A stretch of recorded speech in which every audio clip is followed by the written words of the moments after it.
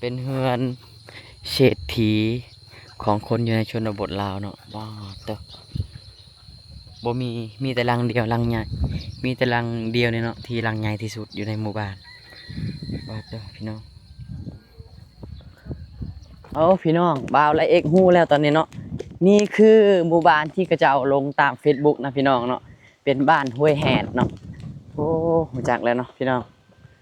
เดี๋ยวปิดกล้องหลังให้เบิ่งเนาะนี่หมู่บ้านห้วยแหดพี่น้องโอ้เนาะละเอกเพิ่งไปครั้งแรกเลยโอ้อันนี้คือหมู่บ้านห้วยแหดเด้อพี่น้องเด้อเป็นหมู่บ้านที่บ่าวละเอกนะเคยเห็นในรูปอย่างต่างๆใน Facebook ที่เขาเจ้าลงเนาะวันนี้ได้พอแล้วบ้านห้วยแหดเมืองบัวละพาโอ้หมู่บ้านนี้เนาะทุกคนละเอกบ่น่าเชื่อเลยว่าสิไปถึกหมู่บ้านนี้เนาะไปถึกเฉยนี่คือหมู่บ้านที่ละเอกอยากไปของเมืองบัวละพาเนาะแต่ว่ามื้อนี้มาฮอดได้เฉยทุกคนเนาะตอนนี้คือบ่าวละเอกพาพี่น้องมาเบิ่งเนาะมองอาบน้ำของหมู่บ้านผาเกินเนาะหรือว่ามองตักน้ำก็อยู่นี่ล่ะพี่น้องนี่เนาะเบิ่งน้ำใสบ่ใสเดี๋ยวจะพาพี่น้องมาเบิ่งใกล้ๆนี่โอ้เบิ่งเอาพี่น้องเห็นบ่น้ำใสดีเบิ่งขี้หินน่ะเด้อนี่ทุกคนมองอาบน้ำเนาะยามมื้อเช้ายามมื้อแลงเขาเจ้าจะมาอาบน้ำอยู่ในนี้เนาะน้ำออกจากขี้หินพี่น้องเอ้ยจังแม่นใสดีขนาดเลยเนาะมาเฮ้ยบางเขาเจ้าอยู่ทางพุ่นไอ้บ่าวเวียดกำลังล้างหน้าเนาะเพราะว่าเมื่อคืนนี่ได้พักอยู่ในหมู่บ้านพักเกินนี่แหละพี่น้องเนาะพูดได้พักเฮือนหลังนั้นเนาะเห็นบ่เฮือนหลังสีเขียวนะพี่น้องเนาะเพราะว่าสิออกไปกะมันมืดมันค่ำแล้วก็ขออาศัยพักน้ำเพิ่นเนาะตอนนี้ก็พากันไปช่วยหน้าเนาะยามมื้อเช้าพาตะ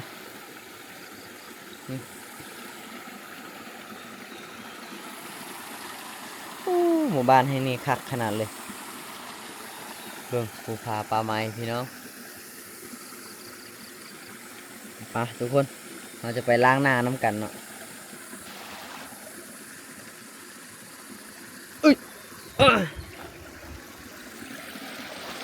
นี่มองล้างหน้าเนาะเรามองอาบน้ำ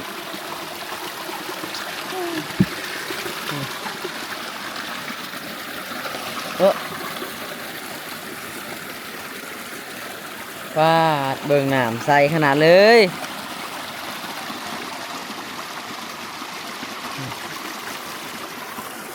และมองนี่จะเป็นมองแบบมันเลิกนะพี่น้องเนาะเราสามารถมุดทางกระโตได้เลยเนาะประมาณเพียงแอวเนาะน้ำมองนี้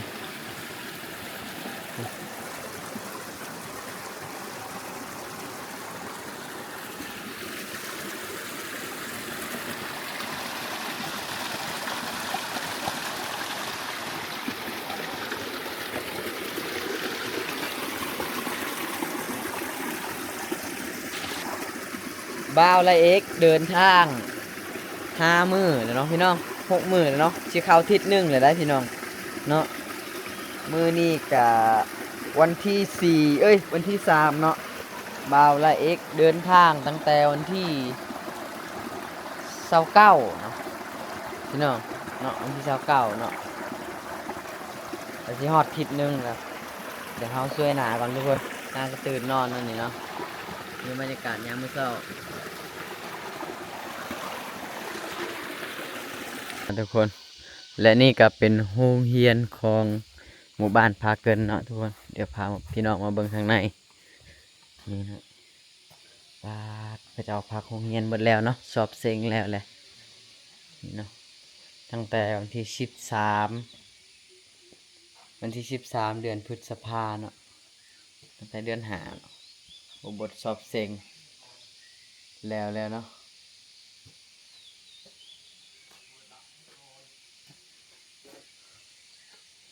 พี่น้องสุดยอด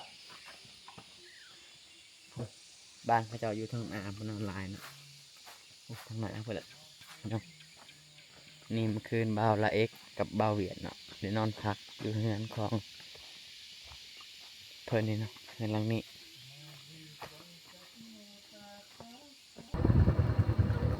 โอ้พี่น้องหมู่บ้านหลังใหญ่ขนาดเลยเนาะพี่เบิ้ลมาซอยพระตาเจ๊พี่เลยเบิ้ลซอยเบิ้ลกำเจ๊เลยเป็นหมู่บ้านที่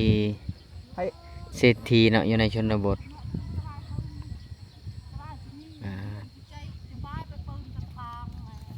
เบิ้ลกักอะไรไหมเจ๊เลย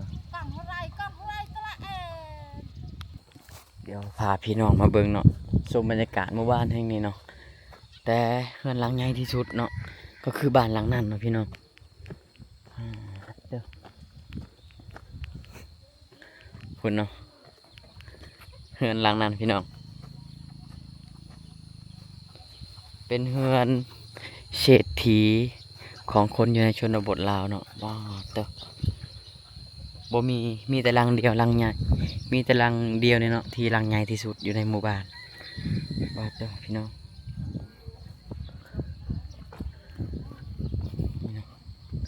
โอ้โห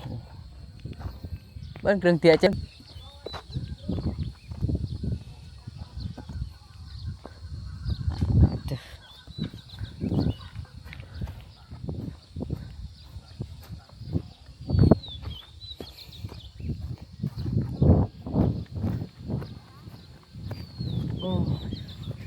ให้ผ่ามันบรรยายเอาเนาะทุกคนหมู่บ้าน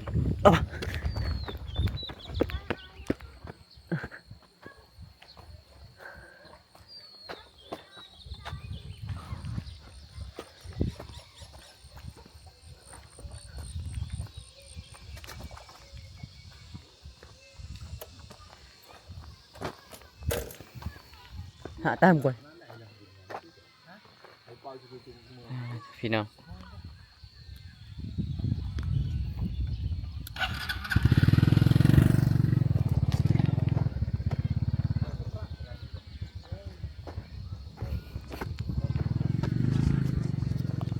พระนี่กล้วยป่าไงงัวทั้งเหรอ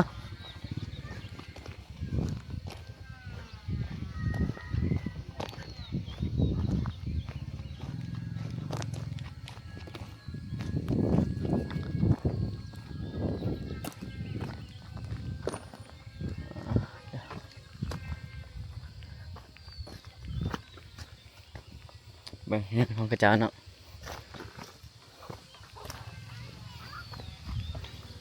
เงียบเงาเนาะเขาจะออกไปให้ไปส่วนหมดแล้ว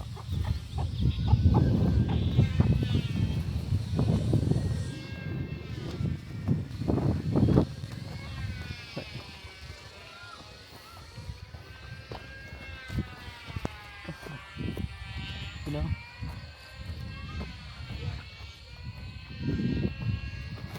นี่เนาะสุดยอด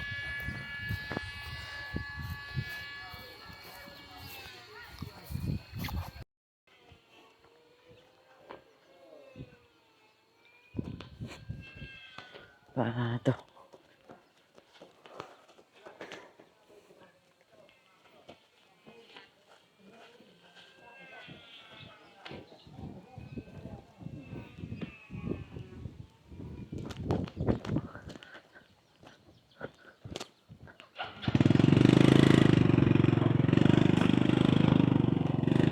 เบิ่งเนาะอากาศมื้อนี้อากาศแบบเย็นดีนะพี่น้องคล้ายกับว่าฝนสิตกเนาะมื้อนี้นะเท่แก cái là tích sành coi แซงเขาเลยเหรอ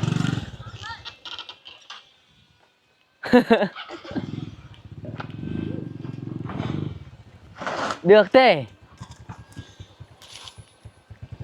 bên mà xoa pra cho anh chị được xoay phạ xoay giang cường tiện tân bên bo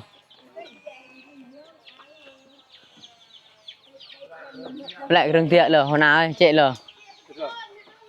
phạ nền hay lờ phạ đông liền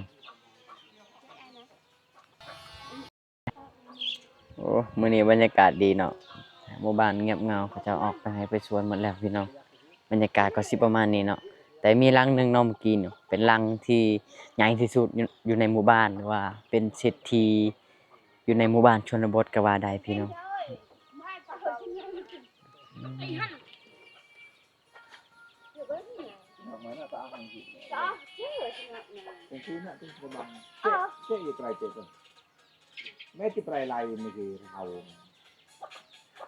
โอ้พี่น้องบ่าวและเอกฮู้แล้วตอนนี้เนาะนี่คือหมู่บ้านที่เขาเจ้าลงตาม Facebook นะพี่น้องเนาะเป็นบ้านห้วยแหดเนาะโอ้รู้จักแล้วเนาะพี่น้องเดี๋ยวปิดกล้องหลังให้เบิ่งเนาะนี่หมู่บ้านห้วยแหดพี่น้องโอ้เนาะละเอกเพิ่งไปครั้งแรกเลยโอ้อันนี้คือหมู่บ้านห้วยแหดเด้อพี่น้องเด้อปาดวิวบรรยากาศงามเนาะ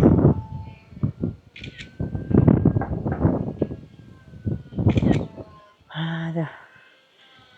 หมู่บ้านห้วยแหดเนาะเป็นหมู่บ้านที่บ่าวละเอกนะเคยเห็นในรูปอหยังต่างๆใน Facebook ที่เขาเจ้าลงเนาะวันนี้ได้พอแล้วบ้านห้วยแหดเมืองบัวละพาโอ้หมู่บ้านนี้เนาะทุกคนละเอกบ่น่าเชื่อเลยว่าสิไปถึกหมู่บ้านนี้เนาะ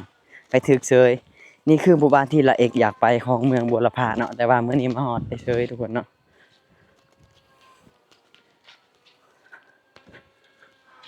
เด้อเวลาจ้ะ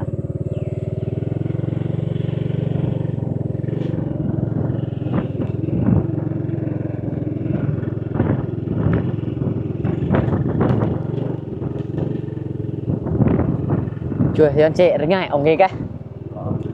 thôi thì dù anh thì nhà mà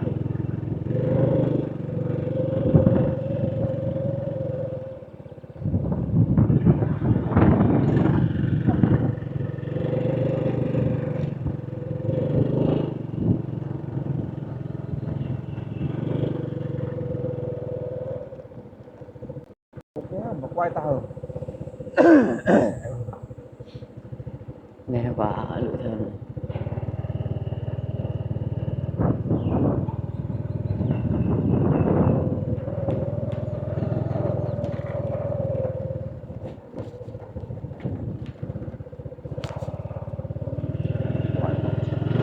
cô ơi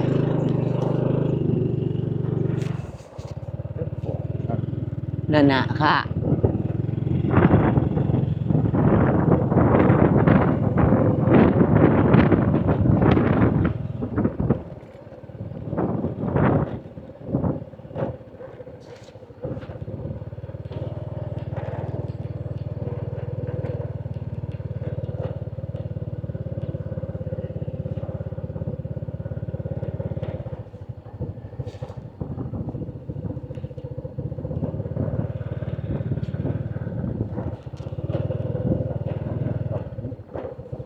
phòng thôi thế này ơi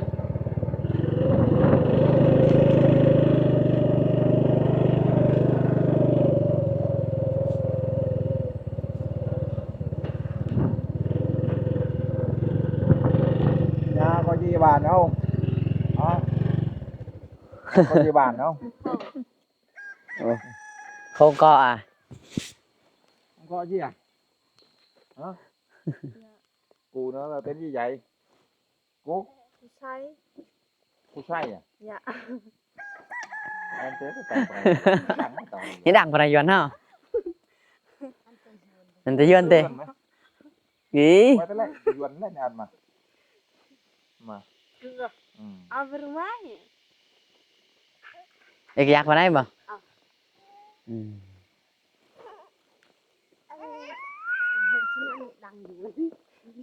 em được thì mới thay ăn cái tràกันสิแต่ไม่เป็นแล้วก็เป็นต้นนะ Saya soai. Ndar mu me kala Ndar mu me Ndar mu an Say. bạc sai ตักใช้ sai cho lại cái giặc vào cho lại nhé Kaya ke? Pabila. tạ việc bà ตาเวียกเกี่ยวไปหน้าเนาะ pan rau vào việc lạ Belum. lợi sân ใช้ à กินขน đâu lại chạy cái giặc vào này bắt cái mòn phải cái mòn cái này mày qua gia yuan thằng mình nó cái lại cái gì cái lại cái này keng teh cha lên chủ đó là mua mày cái la ở chỗ này đang tiền lại mày đang tiền mà từ từ bỏ